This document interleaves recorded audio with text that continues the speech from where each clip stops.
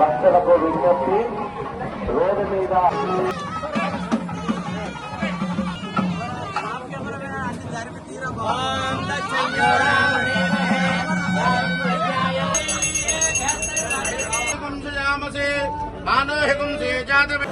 ఈ ఆలయాన్ని దర్శించుకొని మేము మొక్కులు చెల్లించడం జరిగింది. ఈ ప్రాంత ప్రజలే కాకుండా తెలంగాణ యావత్ ప్రజానికాన్ని చల్లగా చూసి కరువు కాటకాలు లేకుండా, అధిక వర్షాలు లేకుండా పాడి పంటలతో సుఖంగా శాంతిగా గడిపే భాగ్యం కలిగించాలని చెప్పి మేము కోరుకోవడం జరిగింది.